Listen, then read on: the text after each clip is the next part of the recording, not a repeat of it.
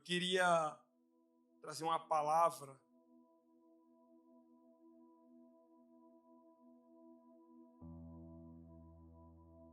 e parece-me que hoje é um dia um pouco de quebra de protocolos, né? Aliás, é importante ressaltar a você que Deus é um Deus organizado e Deus é um Deus litúrgico, mas Deus não é um Deus preso às nossas diretrizes. E Deus colocou ao meu coração nessa noite uma palavra um tanto quanto visceral, profunda e cortante. Se caso você precisava nesse domingo de um acalento, de alguns bons elogios, vir a Lagoinha Sobral hoje não foi um bom negócio. Aliás, antes de entrarmos de fato na palavra, é importante ressaltar que a palavra conforta e consola, mas o alvo principal das Sagradas Escrituras não é apenas o conforto, mas o confronto. É por isso que você não encontra a Bíblia sendo comparada a um travesseiro, mas a uma espada. E eu sei da expectativa do seu coração quanto a 2025. Até porque eu também estou empolgado. Normalmente esse é meu estado de espírito, ser empolgado, ser animado, ser encorajado, mas eu sei que Deus já tem falado ao teu coração sobre o ano que está por vir. Você crê nisso? Porque Deus também tem falado comigo. E como pastor dessa igreja, como líder, eu tenho orado, tenho refletido, tenho estudado, e Deus tem direcionado algumas coisas, inclusive por esses dias, eu comecei a organizar uma série de sermão e o projeto era iniciar essa série hoje. Não vamos iniciar hoje, só um spoiler, não vamos iniciar hoje, mas já convido você a domingo que vem estar aqui. Estaremos com uma série de mensagens sobre o nosso ano e será profunda, mas enquanto eu organizava essa série de mensagens, Deus falou ao meu coração e disse assim: eu vou lhe dar o sermão de domingo.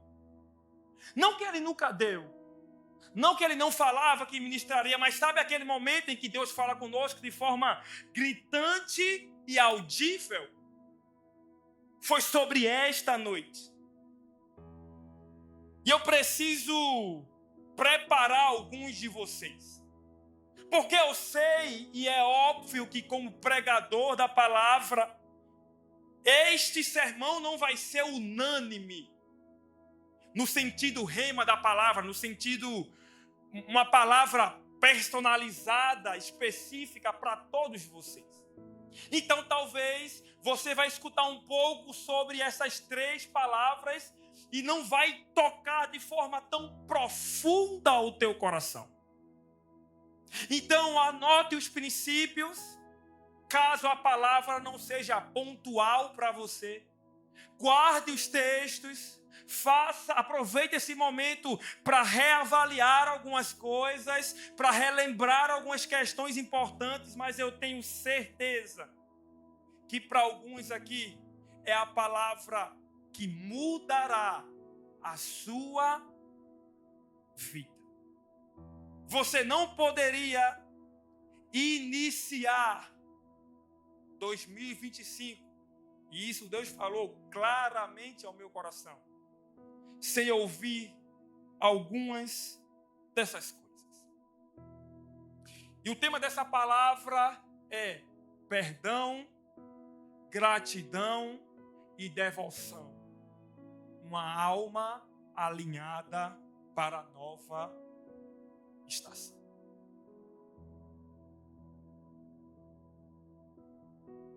Talvez você vai ver algumas nuances diferentes na elaboração desse sermão. Você não viu ainda eu ler um texto, vamos ler alguns no decorrer. Vamos fazer algumas questões um pouco diferentes, mas eu queria chamar a sua atenção nessa noite.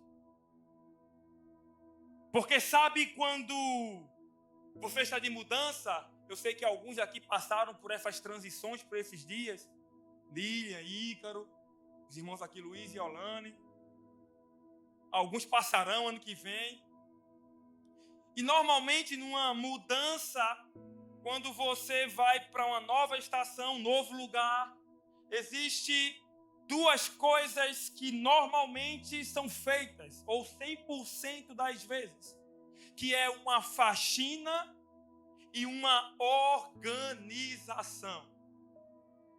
E talvez você esteja fazendo tantos planos e projetos, mas algumas questões muito pontuais acerca dessas palavras estão desalinhadas no teu coração. E o que Deus falou comigo claramente foi que você não pode entrar em uma nova estação sem ouvir algumas questões importantes acerca de perdão, gratidão e devoção. Hoje é um dia de Deus te convidar a colocar a sua alma em ordem.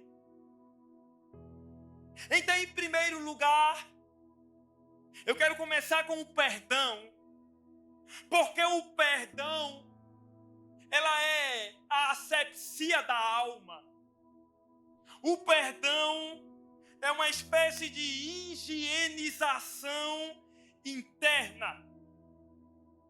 E vai parecer talvez simples, sem ser simplista, mas para quem é a palavra de fato e de direito, você vai entender claramente o que Deus vai falar com você.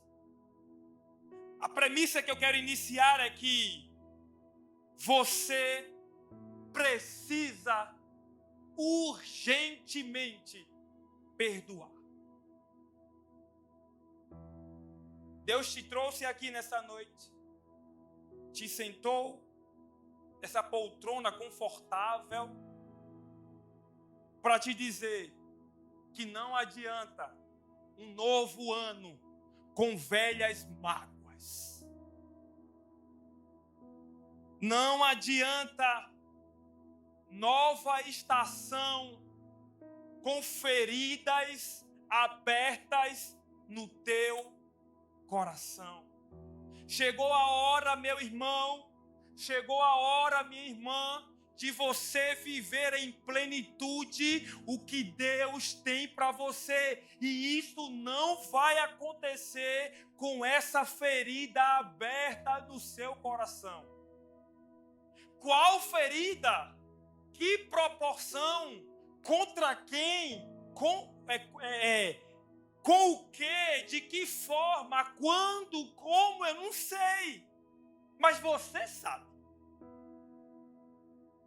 Você precisa perdoar urgentemente.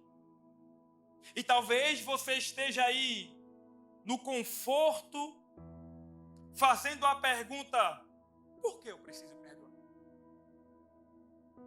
Por que, pastor, você está querendo introduzir goela abaixo essa informação?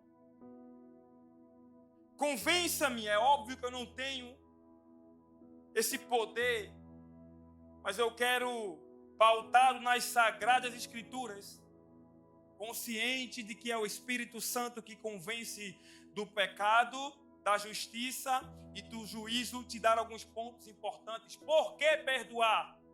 Primeiro, perdoe, porque esta palavra é a essência do Evangelho. Colossenses capítulo de número 3, versículo de número 3 diz: suportai-vos uns aos outros, perdoai-vos mutuamente, caso alguém tenha motivo de queixa contra outro, assim como o Senhor vos perdoou, assim também perdoai-vos. É impossível você contar a história do Evangelho sem citar a palavra perdão. É impossível você contar a história de Jesus sem mencionar a palavra perdão. Perdão é a síntese do que Cristo fez por nós. Então você precisa perdoar, porque se você não perdoa, muito provavelmente você não entendeu o que é o Evangelho. Se você tem dificuldade de perdoar, se você não entendeu ainda o Evangelho na sua essência, você vai lutar com unhas e dentes contra o Evangelho. Porque, meus irmãos, eu sei que é duro ouvir isso, mas é impossível você entender a profundidade do perdão de Jesus e não perdoar aqueles que te ofendem. Ah, pastor, mas perdoar não é fácil. Perdoar não é fácil. Aliás, humanamente falando, perdoar é impossível. A não ser que os teus olhos estejam fixos na cruz. Eu quero ler uma parábola que Jesus conta, que está em Mateus 18, do 23 ao 35. Escute isso aqui, por favor. Por isso, o reino dos céus é semelhante a um rei que resolveu ajustar a conta com seus servos. E passando a fazê-lo, trouxeram-lhe um que lhe devia 10.000 talentos. Não tendo ele, porém, como pagar, ordenou ao Senhor que fosse vendido ele, a mulher e os filhos e tudo quanto possuía, e que para que a dívida fosse paga. Então o servo, prostrando-se, reverente, rogou: ser paciente comigo, e tudo te pagarei. E o senhor daquele servo, compadecendo-se, mandou-o embora e perdoou-lhe a dívida. Próxima cena.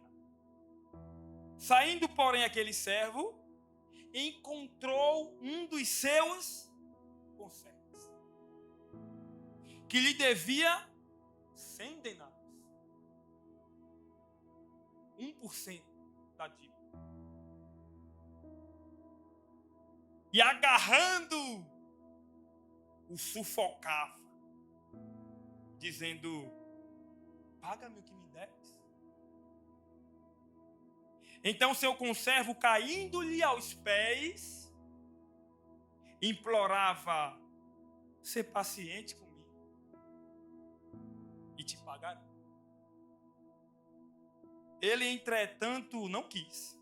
Antes, indo-se, o lançou na prisão, até que saudasse a dívida.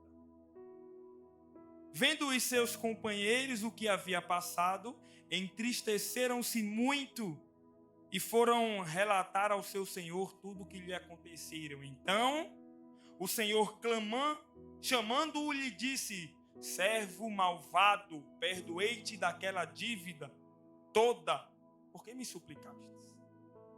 Não devias tu igualmente compadecer do teu conservo, como também eu compadeci de ti? Indignado-se o seu senhor, o entregou aos verdugos, até que lhe pagasse toda a dívida. Assim também meu Pai Celeste vos fará, se do íntimo não perdoardes cada um ao seu irmão. Esses são alguns dos textos que dispensam explicação. Ou você quer que eu desenhe para você? Ou você quer que eu conte novamente a história? Você sabe quem é esse servo? Sabe quem é o rei? Sim. E você sabe quem é o conservo? É aquele que te fere.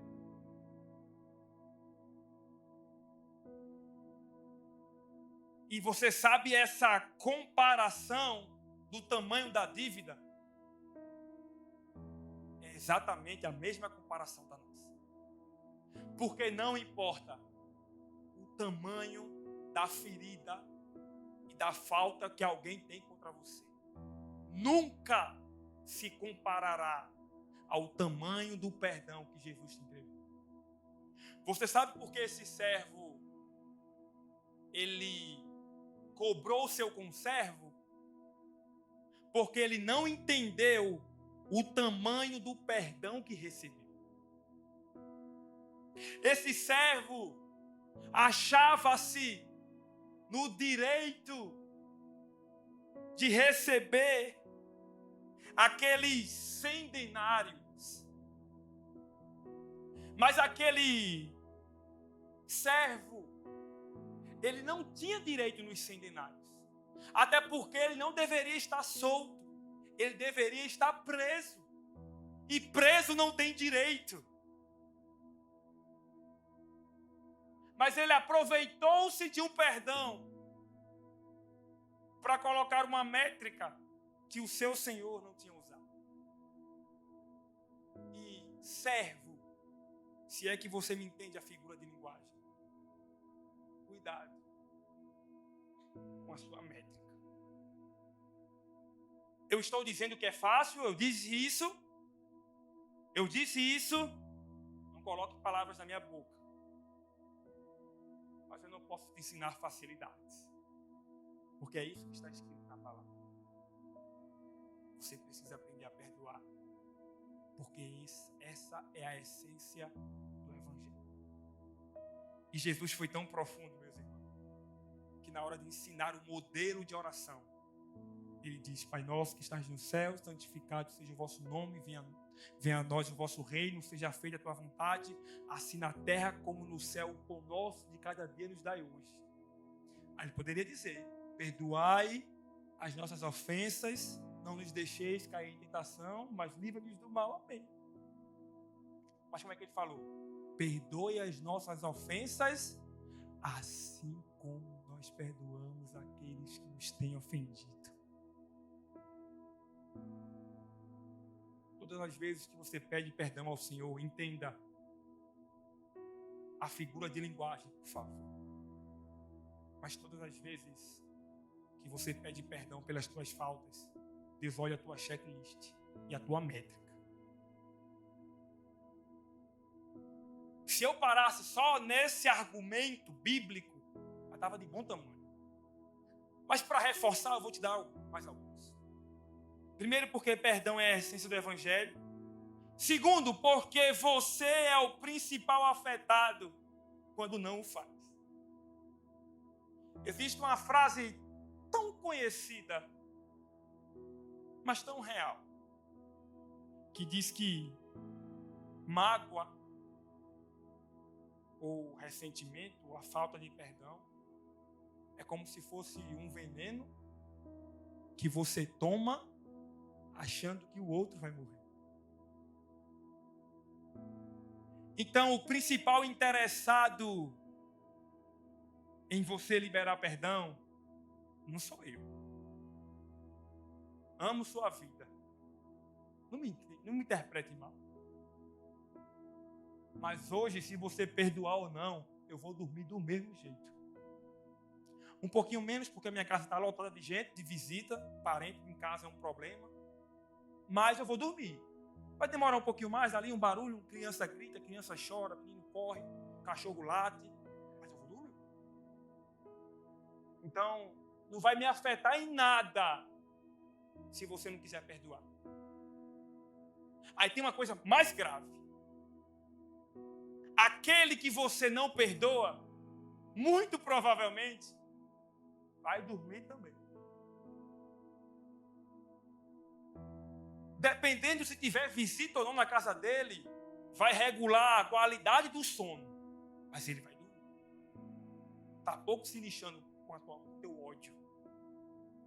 Já você dorme, acorda, está ficando doente e deixando de viver o que Deus tem para a sua vida por causa dessa mágoa.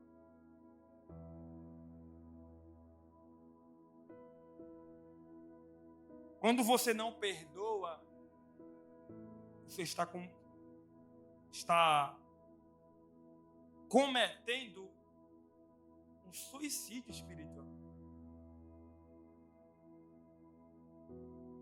Você está pecando, ferindo o segundo mandamento em duas vias. Porque você não está amando nem ao próximo e principalmente a si mesmo. Vi uma pesquisa que mais da metade dos problemas físicos são consequência de problemas emocionais. Eu acho que se fizesse uma pesquisa quanto à questão do ódio, da mágoa e do rancor, a porcentagem seria alta. Então você é o principal interessado na libertação do teu coração. É por isso que passam-se os anos, tua lista está ficando maior e inacabada, porque no dia 1 de janeiro você está com expectativa sobre como será o ano. Mas no dia 2 você começa a assistir a reprise das tuas melancolias. Chegou a hora de você virar a página. Para a glória de Deus. Eu estou dizendo com isso que a tua dor, ela é irreal? Às vezes sim, tá? E aí não dá para falar sobre isso agora porque o tempo é muito curto. Mas às vezes é uma utopia, um exagero. Às vezes é uma dor real. Às vezes é uma ferida imaginária. Às vezes é um problema de ego. Às vezes é um orgulho que precisa ser tratado. Mas às vezes é uma dor real. Eu preciso confessar isso. Quer seja real, quer seja ilusória, pouco importa. Se ela está fazendo mal a você, permita-se ser liberto por Jesus. Por que eu devo perdoar? Porque o perdão é a essência do Evangelho. Porque você é o principal afetado quando não faz. E aqui existem algumas nuances que não dá para entrarmos muito por causa do tempo. Muitos desdobramentos. Porque às vezes esse perdão é com relação ao outro. Às vezes na tua construção, e você sabe que Deus está falando com você, na tua construção, o perdão diz respeito a Deus.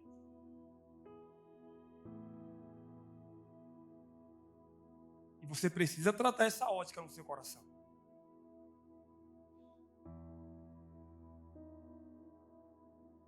Porque talvez você ache que você precise liberar perdão para Deus.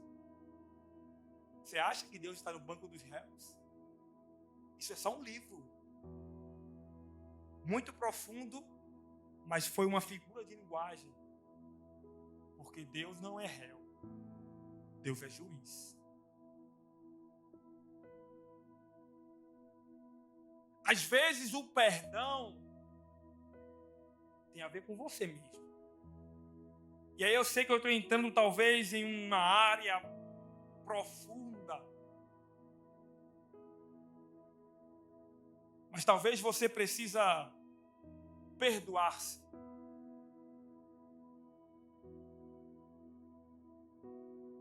Não no sentido autoajuda, não tenho nada contra ela e nem a favor. Mas eu não digo no quesito de minimizar as consequências do teu erro. Eu não posso fazer um propósito de oração e determinar que Deus cure o pulmão de um fumante de 50 anos, que fuma 50 anos. Deus pode fazer? Ele é obrigado a fazer? Porque existe a lei da semeadura. Talvez Deus não vá te livrar das consequências dos teus erros. Mas chegou a hora de você olhar para a cruz do Calvário.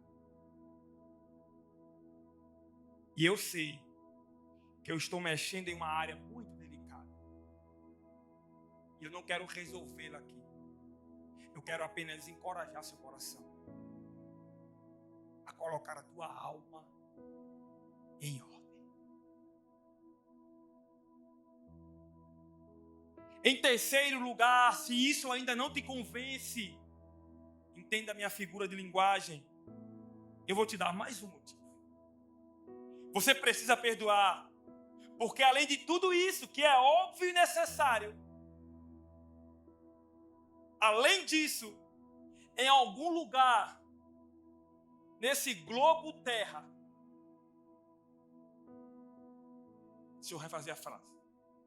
Você precisa perdoar, porque em algum lugar, espalhado nessa terra, alguém precisou perdoar você. Ou você acha que é a última Coca-Cola do deserto? Ou você acha que você é a última Del Rio de Sobral? Fica mais contextualizado. Deixa eu fazer uma ilustração. Seja sincero, não minta, tá? Crente não mente, não. Espero que não. Amém? Quem já foi ferido aqui? Pode falar, gente. Se a pessoa estiver aqui, não vai em cima dela agora, não. No final a gente resolve. Mas quem já foi ferido aqui, levanta a mão, por favor. Já? Pronto. Fecha teus olhos agora. E quando você levantou a mão, você lembrou de algum episódio, certo? Então fecha teus olhos e rapidamente, 10 segundos, lembra o nome da pessoa. Não precisa falar. Por favor. Está sendo filmado, senão vai sair a voz aí. Lembrou? Pronto. Depois vamos orar por ela, para que Deus ajude. Mas o que eu quero te alertar é que talvez, e aqui é uma ilustração, se algum pregador em algum lugar tiver feito essa mesma pergunta, alguém fechou os olhos e lembrou de você. Ou você acha que não? Ou você acha que nunca feriu alguém? Ó, quarta parte da Trindade. Ou você acha que nunca falou algo que feriu o coração de alguém? Ou você acha que as suas chatices, irritabilidades, nunca magoou o coração de alguém? E se alguém tiver até hoje precisando fazer um atendimento psiquiátrico por culpa sua? Ou é só você que é ferido pelas pessoas? Você precisa perdoar. Porque em algum lugar desse globo terra,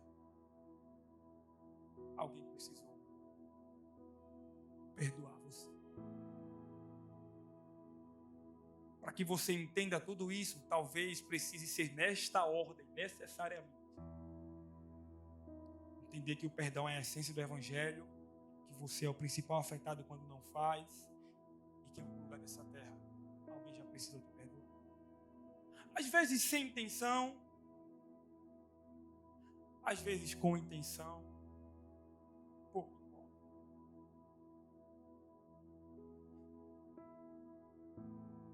Será que você está aqui e talvez você suspeite que você nunca feriu alguém?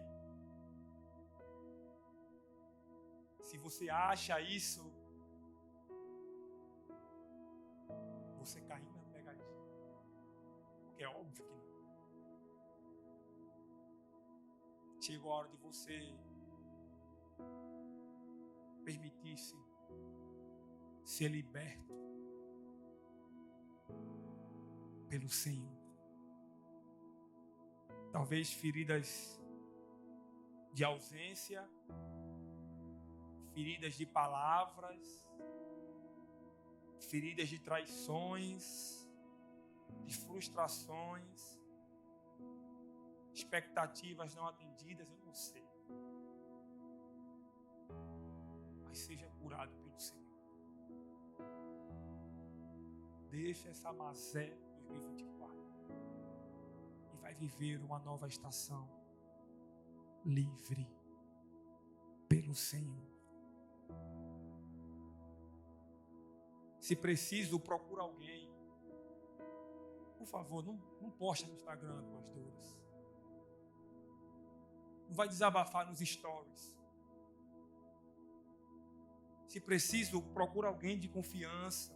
Abre o coração. Coloca essa mazela para fora. Procura a pessoa. Se der vontade de matar a pessoa, não procure ela. Procure primeiro alguém para lhe ouvir. Se achar necessário, procure um psicólogo. Mas seja tratado pelo Senhor. Você está atrofiando a sua alma, seus ossos estão sendo afetados.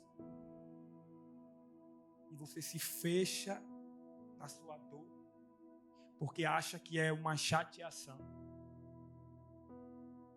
Encerro esse primeiro ponto dizendo uma verdade um tanto quanto exagerada, mas às vezes o exagero é uma forma didática de ensinar.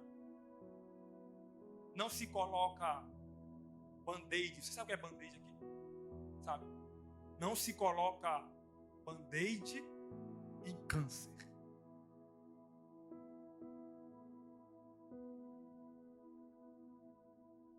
Pomada, band-aid se coloca em feridas superficiais. E você sabe que seu problema não é superficial. O primeiro caminho para libertar-se disso é entender que o que você sente e reconhecer que isso que está no teu coração não é chateação, não é só frustração, é ódio. E o antídoto para o ódio é o perdão.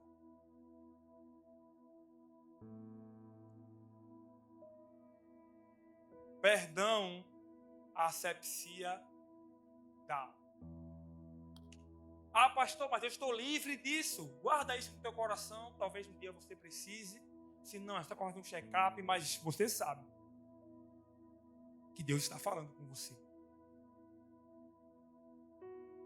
Segundo lugar, segunda palavra, gratidão, a faxina do coração.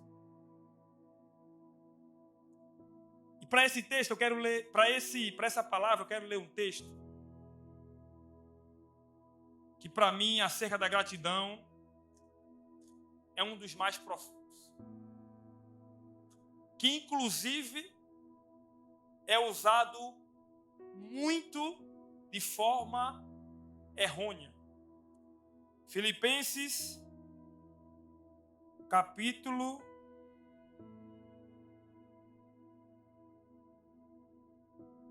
4,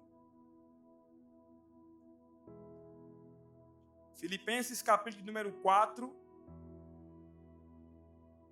do 10 ao 13. Desculpa, do 11 ao 13. E por que eu digo que talvez você entendeu errado? Porque eu não sei se você já viu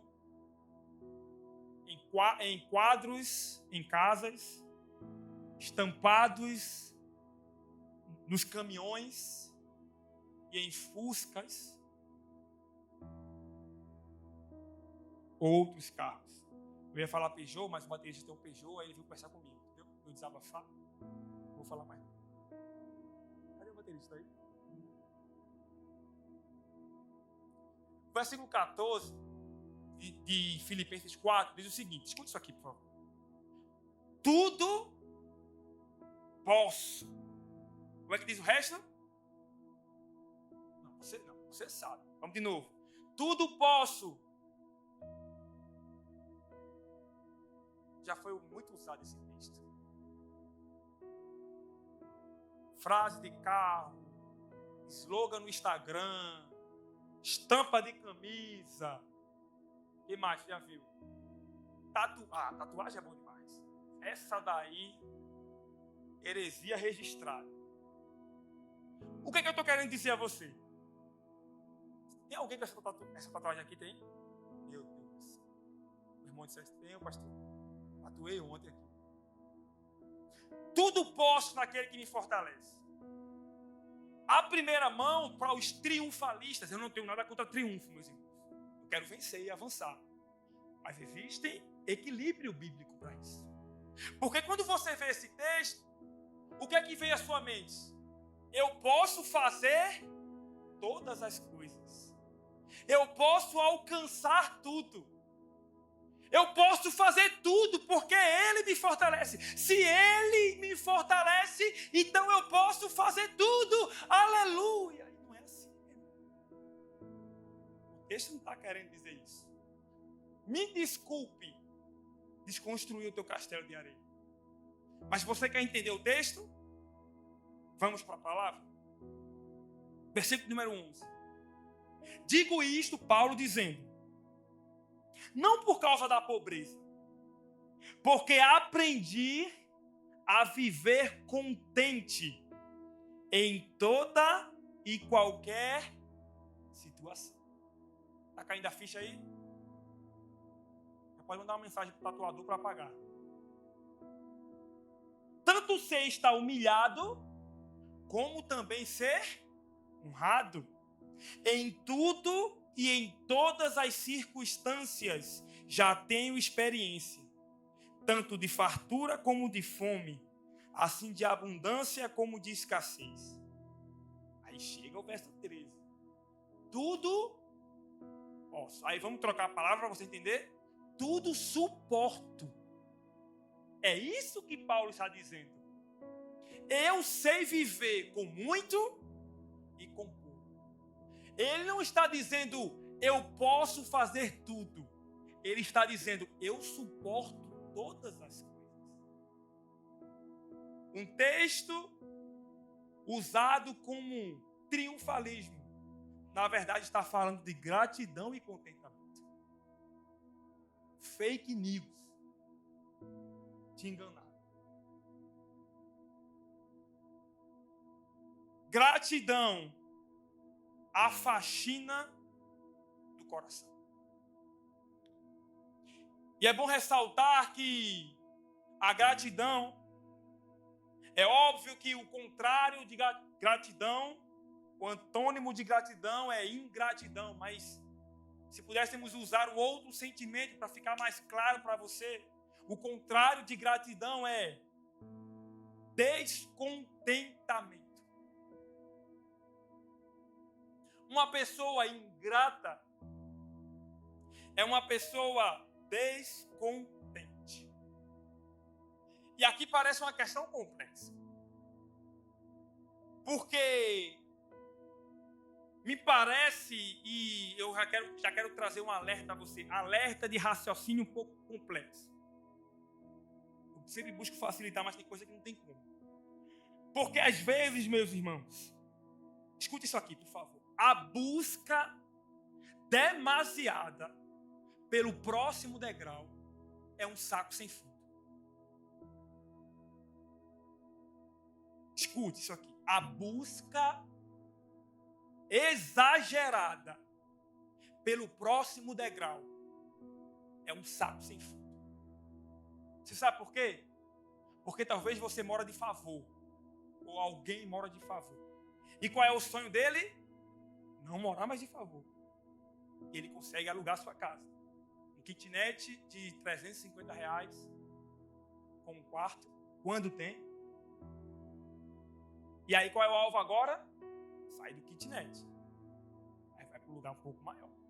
Agora 2 quartos, uma suíte, uma área grande na frente. Qual é o alvo agora? Comprar uma casa. Aí ele compra um kitnet. Aí que depois que compra o kitnet, qual é o alvo? Comprar uma casa maior. E depois, 2 casas para alugar uma. Que vai começar a investir. Porque tem agora o tesouro direto e tal, e tem que investir. Em outro. Depois em outro. O que eu estou querendo te dizer aqui, e por favor me entenda, se você discordar eu respeito, mas o que eu estou querendo te dizer aqui é que nunca vai existir o fim do último degrau.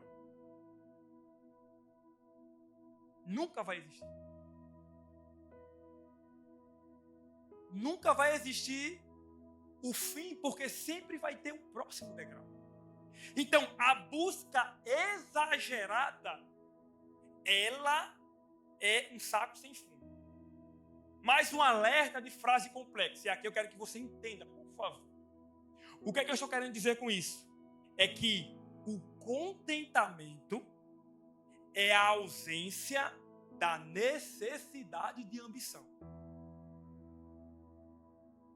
O contentamento é a ausência da necessidade de ambição.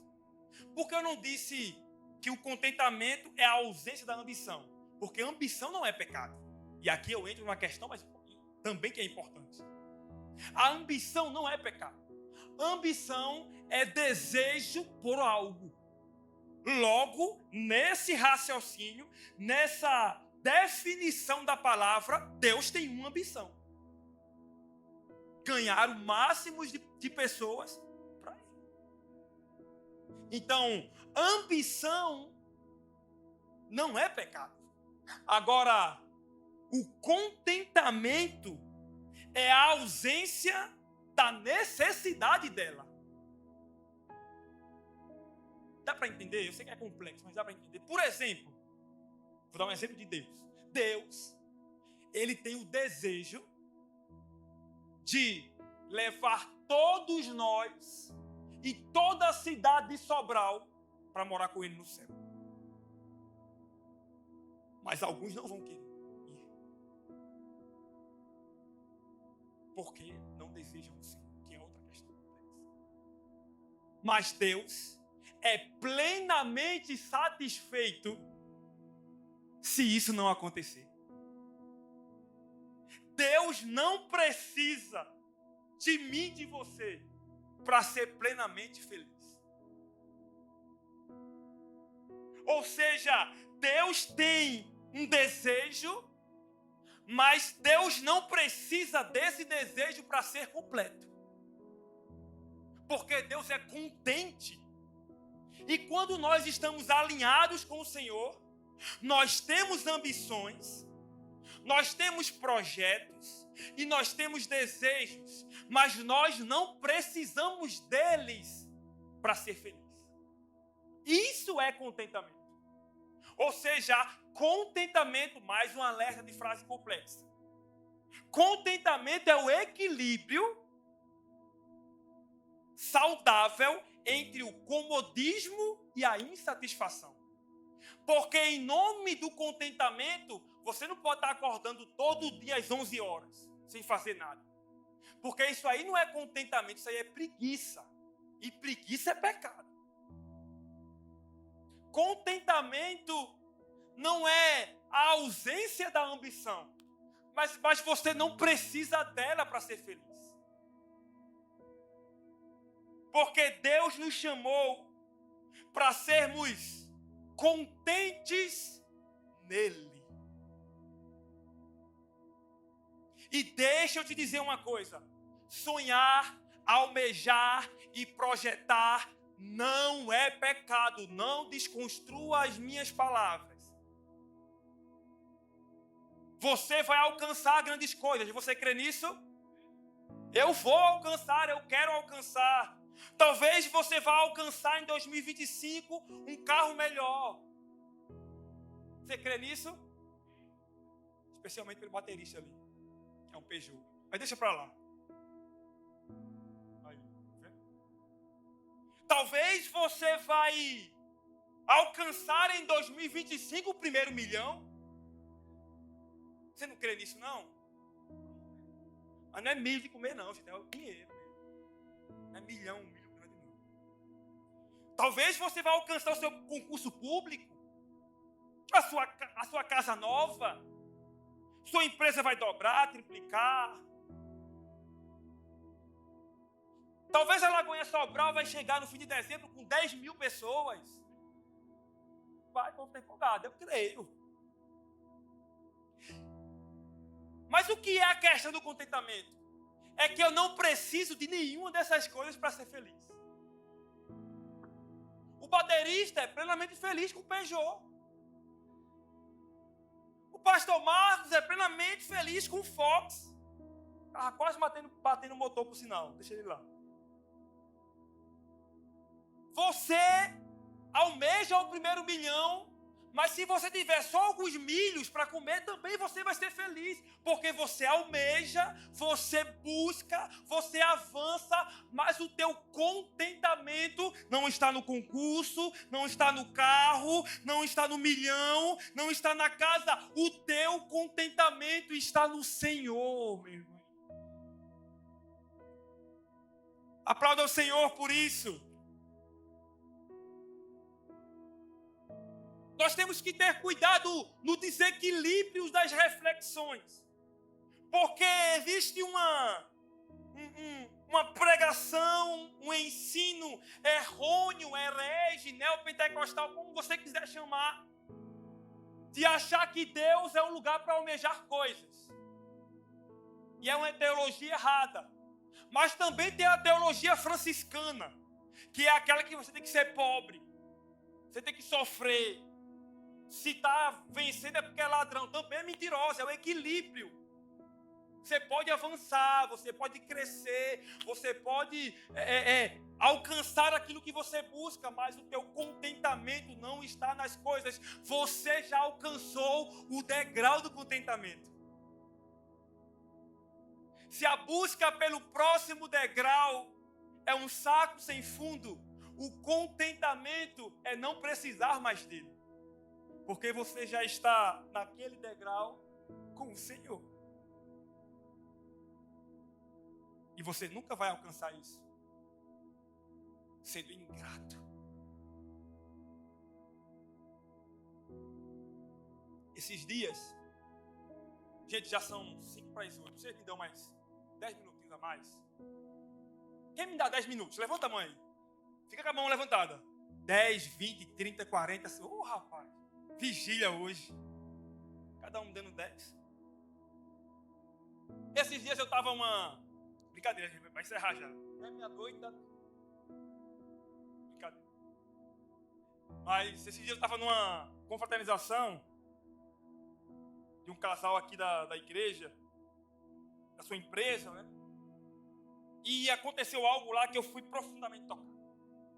Porque eu cheguei na confraternização e tinha as cadeiras, fomos os primeiros a chegar, tinha umas cadeiras lá e sentamos. E aí tinha muita cadeira, sei lá, tinha umas 30, 40. E aí eu conversando com ele, disse, mas quantos funcionários tem na sua empresa? Isso tudo é? Ele falou, não, são só 10. Eu falei, ué, o povo todo dia aqui estou sem visitante. Meu Deus do céu. Se não, é porque uma parte deles são ex-funcionários. São ex-funcionários que nós convidamos porque faz parte da história. Ele fez questão de chamar eles lá na frente, explicar em que área trabalhou e agradecer. Isso é manifestação da gratidão.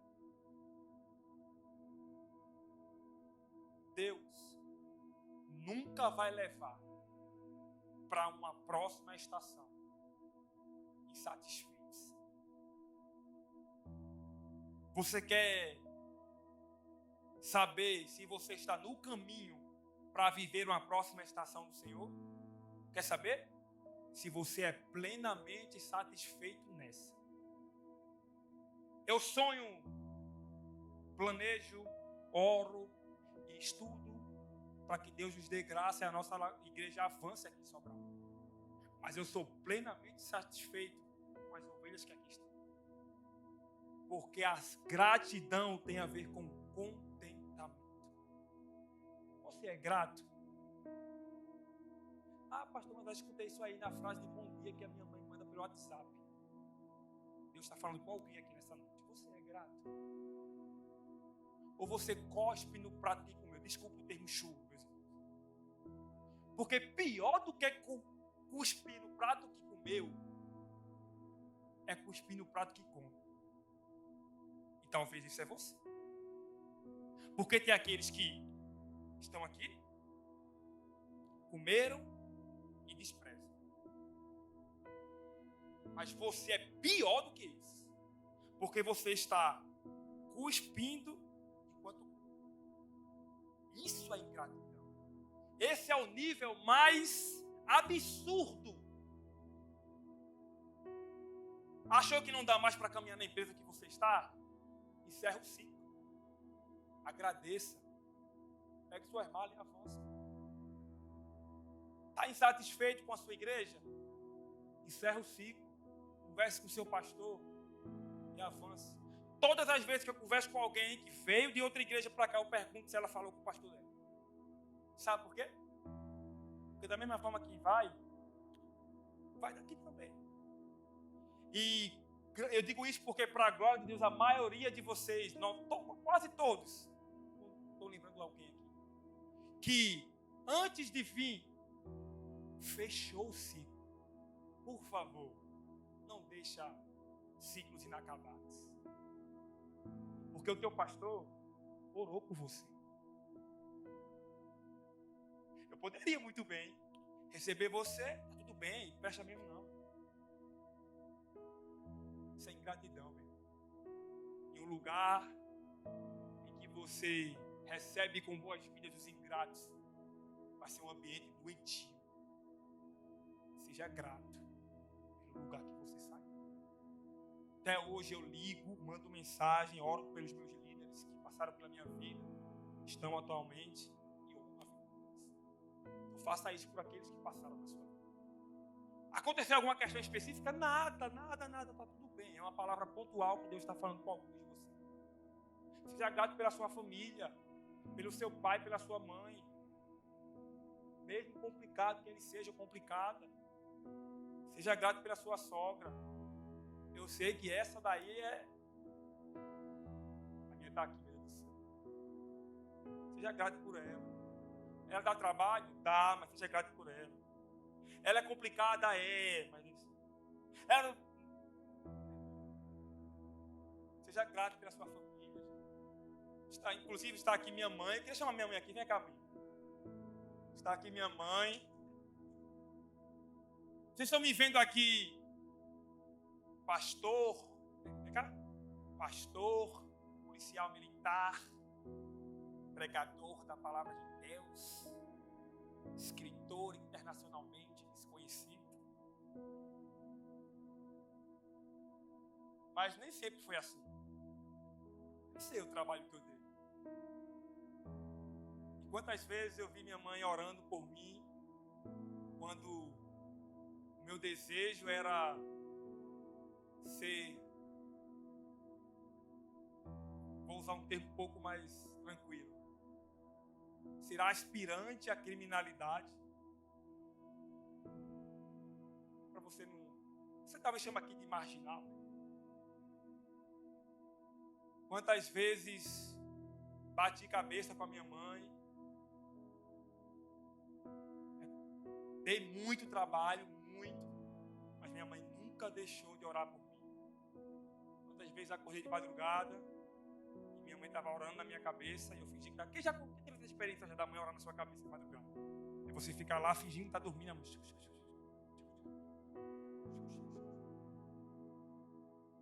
Me ensinou as Sagradas Escrituras. E é hoje seus livros decorados da Bíblia, porque ela colocava para assistir. Me proibiu de assistir muito desenho. Eu sei que na época era um pouquinho de religiosidade também, né? Nunca deixou assistir Dragon Ball Z, porque disse que é do diabo. Hello Kitty, tinha a boca costurada.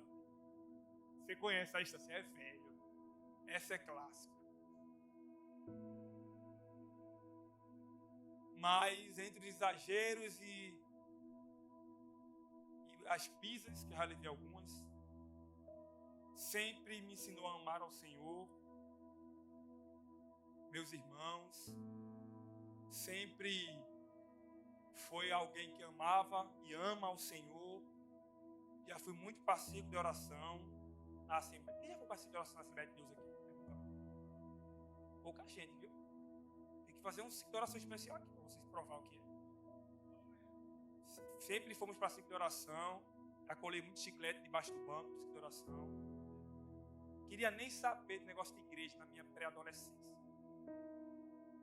Apanhei muito. Eu lembro que ela falava sem abrir a boca. Eu acho que o mais complicado aqui, vou lembrar. Chegava e via perto para fazer assim: se você não sair daí, você foi apanhar. Sofri muito. Ela sofreu muito. Mas hoje estou aqui e eu honro a vida da minha mãe, minha família, e o desejo do meu coração é que o Senhor possa fazer ela viver mais e mais para a glória do Senhor. Hoje, na emoção, mais cedo, eu prometi a ela uma chácara. Eu não vou prometer aqui agora, por quê? Porque vai que eu não posso dar essa chácara, né? Nem vou prometer nada, não. Vou só um abraço, um beijo. Tá? Mas se vir também financeiramente, não dá, né? Quem sabe, né? Mas, gente, queria dizer isso a vocês. Honrem a família de vocês. Por mais complicado que seja, por mais que você apanhou da sua mãe, honre a vida dela, porque foi a família que Deus tem. Amém?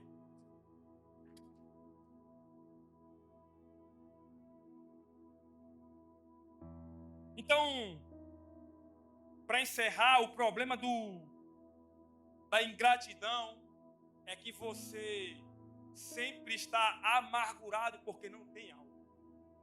E a ingratidão é o senso de merecimento. Você é descontente porque você conjectura que você merece alguma coisa. Mas para aquele que entende que não merece nada, tudo é lucro. Faz sentido para você? Todas as vezes que você é descontente, você está dizendo: eu mereço e ainda não tenho. Mas eu não sei se te enganaram sobre isso também. Você não merece nada. Tudo é graça. E quanto mais contente você é, mais Deus te usará para a glória. Porque você entende que nada é seu e tudo é de Deus. E em último lugar, perdão. Deixa eu ver aqui, que eu já esqueci o que eu falei. Perdão, a asepsia da alma. Gratidão, a faxina do coração. E devoção, o alinhamento da vida. Parece ter um raciocínio lógico nisso tudo, mas o que é devoção? Jonathan Edwards, um dos maiores pregadores avivalistas que já pisaram nessa terra, ele disse que a verdadeira devoção não consiste meramente em atos externos de religião, mas em um coração que está completamente comprometido com Deus. Então, em síntese, o que é devoção? É um coração completamente comprometido com o Senhor. E eu não sei você, meu irmão, mas o desejo do meu coração para 2025 são vários. Vários. Tenho vários projetos e planos. Mas o principal deles é continuar gastando a minha vida aos pés do Senhor. Ontem nós saímos a 120 quilômetros de Sobral para buscar uns equipamentos para a igreja. Chegou lá, deu um problema na hora do pagamento, 10 horas da noite. E a cabeça esquentando, e vai para lá, vai para cá, deu graça, Deus resolveu. Pronto, voltamos. Chegamos em casa quase meia-noite. Mas não existe prazer maior do que você investir a sua vida aos pés do Senhor. E que Deus gere no teu coração uma devoção a Ele. E, gente, devoção não é alienação. Devoção não é só para pastores. Devoção não é só para ministros, os voluntários. Você precisa ter uma vida totalmente entregue ao Senhor. Devoção verdadeira é um desejo profundo de conhecer a Deus em sua plenitude. É andar em sua luz como filhos da obediência. Devoção não é uma tarefa a ser cumprida, mas um relacionamento a ser desfrutado.